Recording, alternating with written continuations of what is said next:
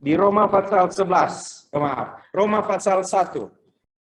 Roma pasal 1 ayat 16 dan 17, tadi dibaca dari ayat 1, sebab aku mempunyai keyakinan yang kokoh dalam Injil. Karena Injil adalah kekuatan Allah yang menyelamatkan setiap orang yang percaya. Pertama-tama orang Yahudi, tetapi juga orang Yunani. Sebab di dalamnya nyata kebenaran Allah yang bertolak dari iman dan memimpin kepada iman. Seperti ada tertulis, orang benar akan hidup oleh iman. Saudara, pertama sekali ketika kita renungkan ayat ini, yang saya katakan adalah Paulus mempunyai keyakinan yang kokoh. Paulus tidak malu bicara tentang Injil. Berikutnya pada minggu berikut kita bicara tentang Paulus merasa berhutang kepada orang-orang yang ada di Roma, sehingga dia harus bicara Injil. Yang berikut kita bicara tentang kalau ada orang tidak mau dengar Injil, kalau ada orang yang menolak Injil, Tuhan akan tambahkan dia, akan beri dia kebebasan, akan bahkan mendorong dia untuk terus melakukan yang tidak Tuhan kehendaki. Sehingga ada istilah yang saya gunakan waktu itu, kalau engkau menolak Tuhan, silakan. Kalau engkau tidak mau taat pada Tuhan, silakan. Kalau engkau mau melayani Tuhan, silakan. Kalau engkau tidak mau taat pada Tuhan, kalau kita bicara Injil dan orang menolak Injil itu, silakan. Itu beberapa waktu lalu. Minggu lalu, Penatua Wauran sudah berkhotbah dari 1 Korintus pasal 9. Celakalah aku jika aku tidak memberitakan Injil. Hari ini kita mau balik di Roma pasal 1. Tapi ada yang kita mau tekankan di sini. Yaitu seperti begini. Sebab di dalamnya, ayat yang ke-17 ya. Roma pasal 1. Roma pasal 1 ayat 17. Sebab di dalamnya nyata kebenaran Allah. Di dalam Injil itu nyata kebenaran Allah. Saudara yang kekasih dalam Tuhan Yesus, nyata, apa itu? Nyata, apa kelihatannya? Kelihatan. Lawan dari nyata? Tidak kelihatan, itu bukan lawan. Itu. Apa? Lawan dari nyata, tersembunyi. Itu Alkitabiah. Bagus banget itu.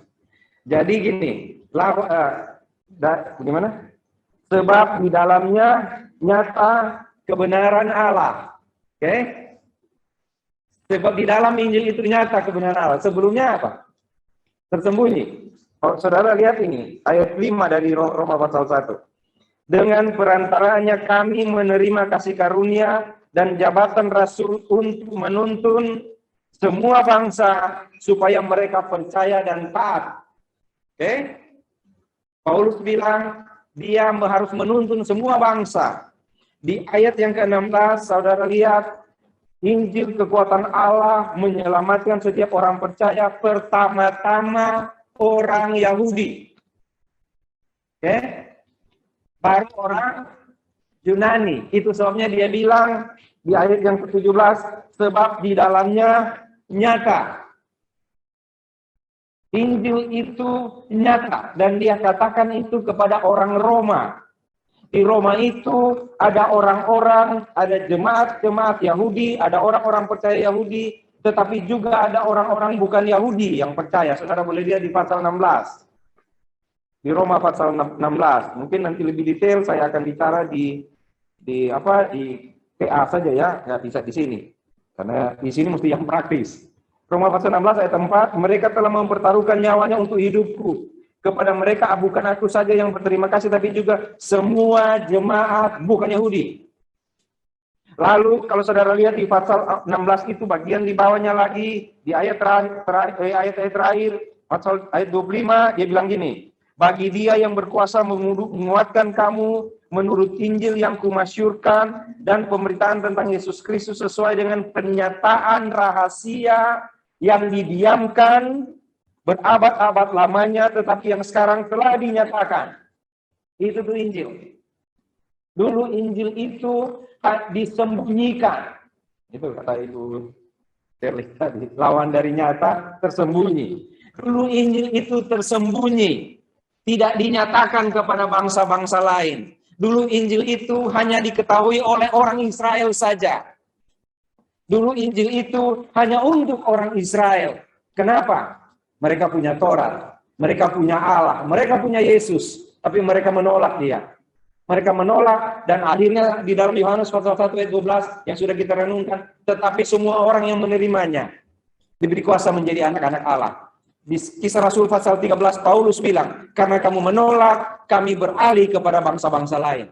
Injil itu di dalamnya nyata kebenaran Allah. Dulu hanya kepada orang Israel. Karena Yesus juga bilang di Matius 15:24 kan, aku diutus hanya kepada domba-domba yang hilang dari umat Israel. Sekarang Injil itu nyata. Sekarang Injil sudah dibukakan. Tidak lagi tersembunyi kepada semua orang. Jadi kalau ada orang yang menolak itu di bawahnya adalah mereka ayat yang ke-19 tentang Allah nyata bagi mereka. Ayat 18, sebab murka Allah nyata bagi mereka. Tapi mereka menolak. Sehingga Paulus bilang di ayat yang kelima dalam dalam Roma pasal 1, dalam Roma pasal 1 ayat 5 dibilang gini. Dengan perantaranya kami menerima kasih karunia dan jabatan rasul untuk menuntun semua bangsa supaya mereka percaya. Sekarang Paulus bilang kepada jemaat di Roma, Injil itu sudah dibukakan. Rahasia sekarang sudah dibukakan. Setiap orang di bangsa manapun berhak menerima keselamatan dari Tuhan. Tidak lagi perlu melalui Israel. Karena Rasul Paulus sudah dipilih Tuhan menjadi rasul untuk bangsa-bangsa, bukan Yahudi. Itu yang tadi di Roma pasal 16 tadi. Sekarang Injil sudah ke semua orang. Masalahnya sekarang adalah, apakah orang-orang mau menerima? Apakah orang-orang mau menerima Injil yang sudah Tuhan bukakan itu? Di Roma, kitab Roma, banyak orang sudah menerima Injil. Di Roma sudah banyak orang menerima Injil. Tapi di Roma juga ada banyak orang tidak menerima Injil. Bahkan mereka tahu ada Tuhan, tetapi mereka hidup serampangan. Mereka tahu ada Tuhan, tapi mereka tidak hidup sebagaimana yang Tuhan kehendaki. Sehingga Tuhan mengeraskan hati mereka. Dan itu yang saya katakan. Kalau engkau menolak Tuhan, silakan. Kalau engkau tidak mau taat pada Tuhan, silakan. Karena ayat 18 dalam Roma pasal 1 dibilang, sebab murka Allah nyata bagi mereka. Sebab murka Allah nyata bagi mereka. Lalu Paulus bilang, aku berhutang. Aku ingin pergi ke Roma untuk memberitakan Injil kepadamu.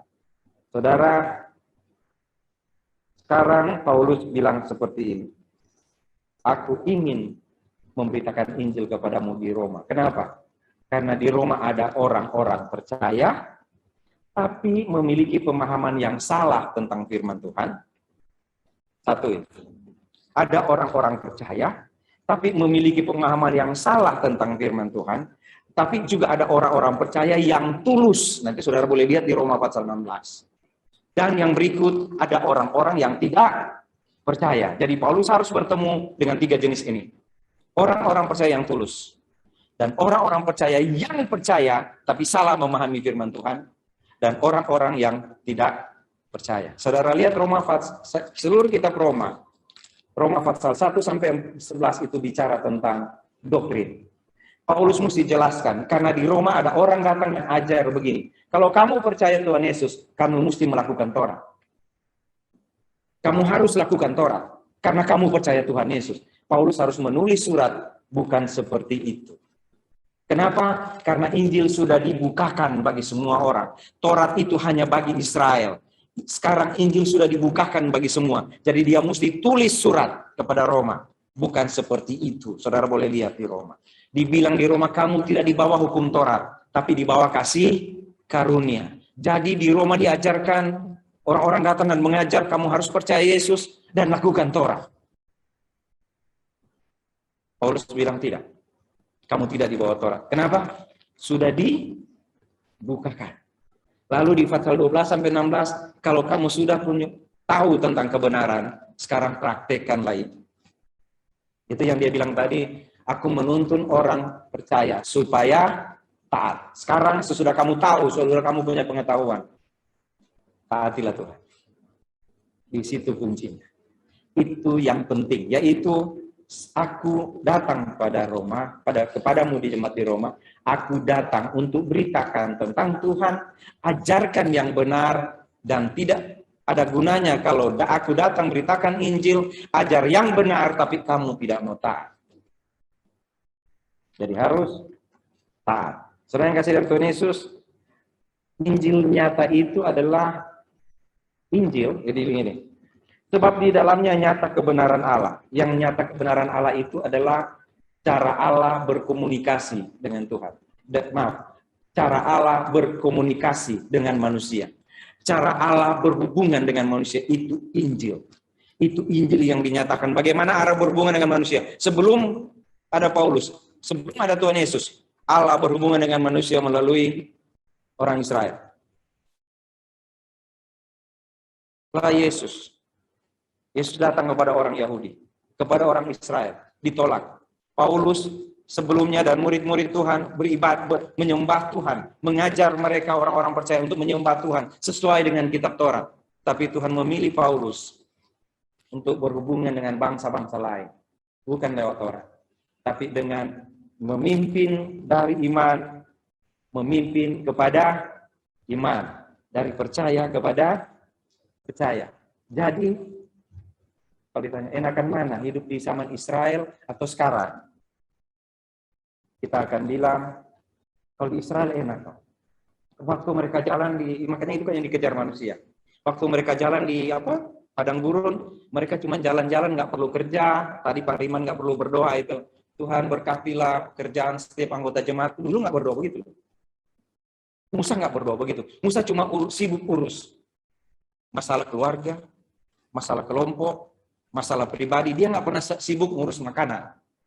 Ya, karena lagi mereka jalan, mana turun dari surga. Mereka tinggal ambil, makan. Pengen burung, daging bukan burung. Pengen daging, Tuhan kirim burung. Sampai sakit gigi. Oke? Lalu kalau haus, mereka bilang, Musa haus. Musa bilang, ada air. Meluap air. Minum. Oke? Malam-malam, nggak ada listrik waktu itu. Tapi di Tuhan sudah beri listrik mereka. Malam-malam. Siang-siang nggak ada AC. Tuhan kasih AC ke mereka. Enak sekali hidup begitu. Maka ada banyak sekali orang percaya sekarang yang pengen hidup begitu. Yaitu setiap hari diberkati Tuhan. Tuhan kasih awan, kasih dingin hidup, AC. Seperti itu kan? Tiang awan. Lalu kalau malam ada tiang api, terang. Bukankah itu yang dirindukan orang? Malam-malam, kalau siang, aduh mau makan apa ini? Tinggal ada mana? Ya, minum, makan seperti itu. Tidak perlu berdoa, berilah kami makanan kami. Nggak ada seperti itu. Tapi sekarang orang minta Tuhan berkati kami dengan limpah. Itulah kebutuhan manusia sekarang. Membutuhkan hal-hal yang berhubungan dengan materi. Benar? Seperti orang Israel keluar. Tapi tahu nggak orang Israel itu keluar dari Mesir untuk apa? Untuk pergi ke Kanaan. Tahu nggak setelah sampai di Kanaan, masih ada nggak tuh roti dari surga? Nggak ada. Mereka mesti bekerja. Lalu pada zaman sekarang, kenapa orang memilih untuk seperti itu? Paulus bilang di sini, memimpin dari iman kepada iman. Hidup bagaimana sekarang? Kita tidak lihat mana turun dari surga. Kita beriman, Tuhan akan berkati saya hari ini. Benar tidak? Kita nggak lihat ada tiang awan yang menudungi kita pada waktu siang. Kita tidak lihat tiang api pada waktu malam. Tapi Tuhan bilang, aku menyertai engkau. Dengan mulut orang percaya diselamatkan. Itu di Roma pasal 10. Oh, kenapa orang jadi merindukan hal-hal yang seperti Israel? Padahal Tuhan bilang, sekarang sudah nyata. Dulu tersembunyi bagi bukan Israel, sekarang sudah nyata. Hati-hati saudara, salah memahami firman Tuhan kan? Bahaya kan? Makanya terima kasih untuk dua ibu itu yang bilang, nanti Pak, kita mau PA. Terima kasih untuk dua ibu itu yang bilang, nanti Pak, kita mau PA. Saya mau cerita tentang oma-oma PA hari Sabtu. Oma-oma PA hari Sabtu. Saya bilang begini ke mereka, hari Sabtu kemarin jam 1. Saya bilang, Oma, Kira-kira salah nggak kalau saya bilang begini? Kita mesti taat pada Tuhan. Benar nggak, Om Alena? Kita mesti taat. Dan itu kerinduan kita, benar. Kita rindu untuk taat pada Tuhan, benar ya? Ibu Tanti taat ya, sampai datang biar sakit. Masih sakit. Masih sakit nggak sih Ibu Tanti? Sudah nggak ya? Oh, pertanyaan yang salah. Jadi, bukankah kita pengen sekali taat, itu saya bilang ke oma-oma. Oh iya Pak Sony, ada kan orang yang mau begini-begini. Bagaimana mau selamat? Harus taat pada Tuhan, tulus sekali kan itu kan? Tulus kan? Tulus sekali kan orang yang bilang begini. Kita harus taat Pak pada Tuhan Pak. Bukankah itu tulus? Tulus sekali. Maka saya mau tanya kalau gitu. Kalau tulus sekali taat pada Tuhan, bagaimana mau tunjukkan ketaatan itu? Pada oma-oma itu kan umurnya 71 tahun paling muda. Selain saya. Saya belum. Pokoknya itu 71 tahun. Lalu saya bilang begini, oma mau taat pada Tuhan? Mau Pak Sony. Harus taat pada Tuhan. Bagaimana bisa saya nggak taat pada Tuhan? Bagaimana saya mau selamat kalau saya nggak taat? Oke. Mau taat? Mau. Mau taat mana ini? Mau taat apa? Pokoknya semua kehendak Tuhan, Pak. Haleluya itu. Kalau mau taat pada semua kehendak Tuhan. Oh, tapi daripada ribet-ribet, Oma, kita baca Keluaran pasal 20 ya. Tahu kan itu kan? 10 hukum Taurat. Jangan ada padamu Allah lain di hadapanku. Oma punya enggak? Enggak punya. Lolos. Ya kan? Jangan menyebut nama Tuhan dengan sembarangan. Oma punya enggak? Enggak pernah. Kadang-kadang sih, Pak. Kalau kaget, ya Yesus. Kadang-kadang, nah gitu. Dan seterusnya, ingatan tulisan dari sahabat terus begitu. Terus saya bilang, itu kan mau taat, Oma. Benar? Saudara tangkap maksudnya ini. Begitu mulianya orang yang bilang mesti taat pada Tuhan kan? Hebat sekali kan? Nah Tuhan bilang, oke, saya kasih ini 10 hukum dulu. Taat ya. Ada yang bisa? Bisa. Tapi kan tulus sekali yang bilang, mesti taat loh pada Tuhan. Pernah dengar nggak khotbah begitu? Pernah dengar nggak ajaran begitu? Selalu bilang, kita harus taat pada Tuhan. Kita juga baru bilang tadi. Harus taat. Ya kan? Bagaimana sekarang? Mau taat nggak? Nah sekarang anak kecil. Di depan ada Lim, ada JJ, ada Eden. Nah mereka, kalau ditulis di situ, ingatlah dan kuduskanlah hari Sabat. Kira-kira mereka boleh taat nggak? 6 hari lamanya engkau bekerja. Papi maminya aja, mama papanya juga, opa oma juga nggak bisa itu. 1 hari untuk Tuhan. Setelah dari sini ada kegiatan apa ini? Ada ulang tahun? Ada undangan nikahan? Ada Taurat bilang, kamu nggak boleh bekerja apa-apa. Ya kan? Ya ingatlah dan sahabat itu loh. Ya kan? Nah kira-kira anak-anak bisa nggak? Oma bilang, nggak bisa lah Pak Sony. Oh neraka katanya. Neraka. Ya kan? Oh kalau saya, Oma bilang, kalau saya nggak pernah membunuh Pak. Nah, Oma masuk surga kalau yang tidak berhubungan dengan membunuh. Tapi yang lain, tapi tentu sekali mau bilang taat, benar kan? Hah? Sekali yang bilang, itu harus taat. Saya juga suka sekali itu kata itu. Kita mesti taat, Pak. Makanya kalau saya tanya, jadi mau taatnya bagaimana? Apa yang ibu mau buat? Apa yang bapak mau buat? Apa yang kita mau buat? Taat kan? Apa? Jadi, bagaimana mau selamat? Itu kan di Roma ada kan, Roma 5, Roma 10 kan? Ya kan? Karena Roma 6, itu kan? Upah dosa ialah maut, tapi karunia Allah ialah hidup yang kekal dalam Kristus Tuhan. Kita hidup kekal itu di dalam siapa? Di dalam Yesus. Dulu nggak tahu. Dulu tersembunyi. Dulu harus taat. Tuhan. Tuhan bilang sekarang melalui Paulus kepada jemaat di Roma. Kalau kamu selamat, karena kasih karunia Tuhan. Waktu saya bilang begitu, Oma bilang begitu. Aduh Pak Sony, puji Tuhannya ada PA ini ya. Kalau enggak, saya enggak tahu Pak Sony. Pak Sony, boleh enggak semua rekaman ini kasih ke saya? Kenapa mau diapain Oma? Saya mau kirim ke teman-teman saya.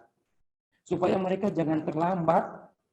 Nanti mereka masuk neraka. Saya bilang, Oma, kalau mereka mau masuk neraka, oh enggak, saya enggak jadi bilang itu. Saya enggak bilang itu. Saya bilang, Oma, luar biasa. Baru kita, lalu bagaimana mau taat Pak Sony?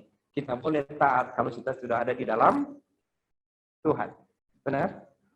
Nah sekarang masalahnya di Oma nih. Kan udah 71 nih. Bagaimana mau taat Oma? Pak Sony, saya jalan aja udah begini, Pak Sony. Kemarin ada PA hari Jumat, kita udah PA berapa tahun ini? Udah 18 tahun, ke berapa tahun katanya. Nanti kita mau sampai kapan? Ada satu jemaat bilang begini, satu anggota PA bilang, nanti kita udah begini Pak Sony, belok kanan sebelah mana rumahnya Roland, masih ada nggak? Udah pindah ke rumah Roland, sudah loyo semua. Terus bagaimana saya mau berbuat baik Pak Sony? Saya sudah 71, nanti mau 72. Bagaimana mau berbuat baik? Bagaimana, saudara? Mau berbuat baik. Saya bilang, Oma, kalau Tuhan kasih itu 10 hukum, nggak bisa. Tapi kan kalau Taurat kan saya selalu bilang ke saudara, Tuhan menuntut lebih dari hukum Taurat kan? Ya kan? Kalau gitu bagaimana? Tiba-tiba satu Oma bilang begini, Pak Sony, tapi Tuhan itu baik kok. Baik Pak Sony, Tuhan itu baik sekali. Saya tanya, kenapa Tuhan itu baik? Kenapa Pak Sony Tuhan itu baik? Karena Tuhan kasih Zoom, Pak Sony. Tuhan kasih Zoom, Pak Sony. Tuhan kasih WA ke saya.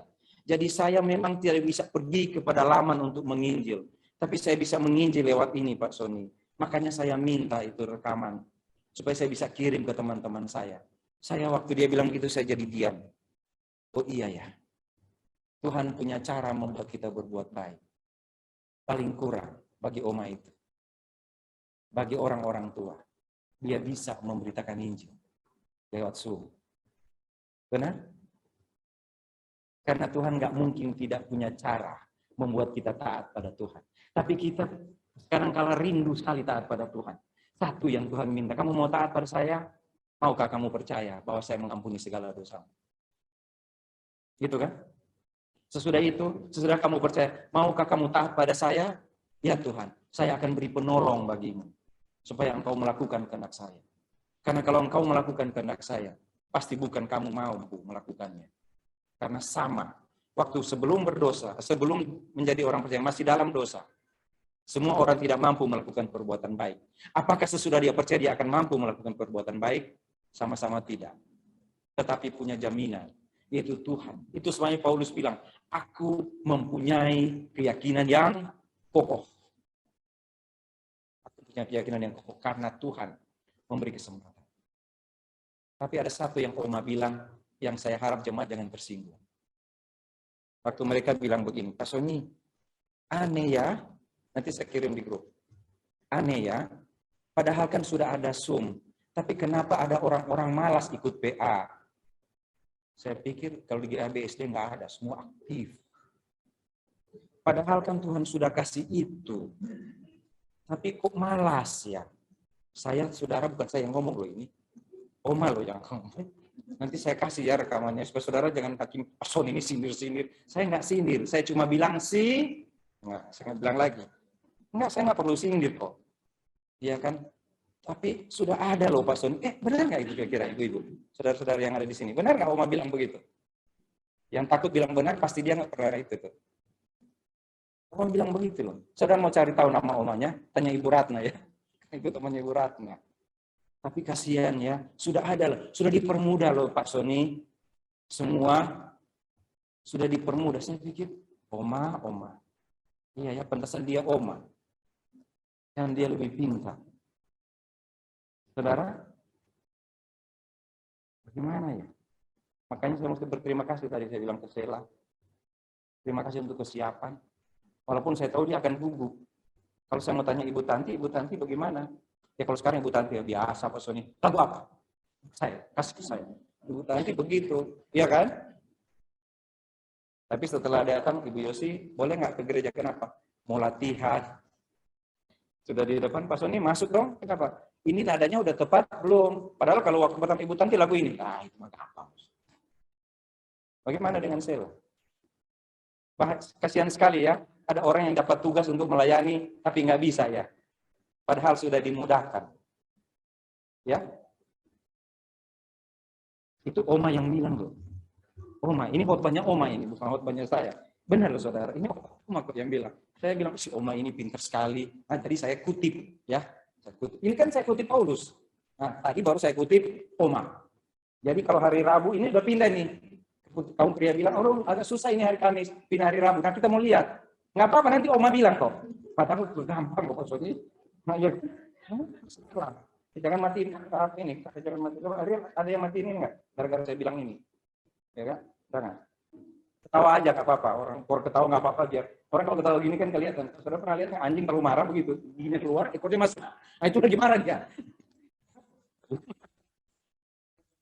Oh nanti pindah ke wanita begini, kaum pria pindah begini. Oh ya nggak apa-apa kita pindah, nggak ada masalah, tidak ada masalah. Tapi mau bilang, kasihannya Pak Sonia sudah dimudahkan hidupnya. Kan kalau orang meninggal kan sudah gitu, biarlah dilapangkan hidupnya. Sudah dilapangkan loh, tinggal tunggu mati. Kata-kata ini, malu yang bilang. Yang bilang bukan saya. Saudara lihat apa yang dia bilang di situ? Kebenaran Allah. Apa itu kebenaran Allah? Yesus sudah mati, sudah dibayar lunas. Terus dibayar lunas. Jadi Injil adalah, itu dia bilang, kekuatan Allah yang menyelamatkan setiap orang yang percaya. Orang Yahudi dan orang Yunani. Sekarang Paulus menulis surat kepada jemaat di Roma, kepada orang-orang bukan Yahudi. Sekarang dia bilang, kalau dengan mulut orang percaya, dibenarkan. Roma pasal 10. Itu Paulus bilang, dengan mulut orang mengaku. Karena dengan hati orang percaya dan dibenarkan. Dan dengan mulut orang mengaku dan diselamatkan. Karena kitab suci berkata, barang siapa yang percaya kepada dia, tidak akan dipermalukan. Roma 10, ayat 10 dan 11. Itu bahkan dari ayat yang ke-9. Jika kamu mengaku dengan mulut bahwa Yesus adalah Tuhan, percaya dalam hatimu bahwa Allah telah membangkitkan dia dari antara orang mati, maka kamu akan diselamatkan. Pertanyaannya, dimudahkan tidak? Dimudahkan. Kenapa akhirnya Paulus bilang kepada jemaat di Roma, pasal 5, kamu pasti diselamatkan. Kenapa di situ dia katakan seperti itu, di kitab Roma? Karena Injil itu kekuatan Allah. Kenapa di Roma pasal 12 dia bilang ayat 1, persembahkanlah tubuhmu sebagai persembahan yang hidup, kudus, berkenan kepada Allah. Kenapa dia katakan itu? Karena dia mudahkan. Jadi kata kunci khotbah hari ini adalah dia mudahkan. Apa pesan kita? Tidak. Beda sekali itu operasi di rumah sakit apa itu tadi dan dioperasi di rumah sakit lain. Kalau itu operasinya cuma tusuk dikit, udah bisa main musik hari ini. Beda harganya, saudara. Ya. Jadi kalau makin mahal dan makin canggih, lebih mudah, benar nggak? Kalau Tuhan lakukan. Mahal tidak? Dengan darahnya, mahal. Kalau Tuhan lakukan dengan mati di kayu salib dia tanggung, bukankah itu mempermudah kita untuk selamat? Mempermudah kita untuk selamat. Sekarang, apakah itu juga akan mempermudah kita untuk melayani Tuhan? Pertama-tama orang Yahudi, juga orang Yunani. Tuhan sudah mudahkan. Kalau Tuhan sudah mudahkan dan kita masih menolak apa yang Tuhan mau, kita tidak mau taat pada Tuhan, silakan. Ya. Tapi pasti hari ini kita mau taat pada Tuhan. Karena sudah dibukakan. Dulu yang tahu cuma orang Israel, sekarang orang Israel juga tahu, keselamatan itu hanya di dalam Yesus. Kalau sudah di dalam Yesus, bagaimana mau taat? Tuhan akan mudahkan kita untuk taat pada Tuhan. Sekarang di hati kita, bagaimana cara kita mau taat pada Tuhan? Mari kita berdoa.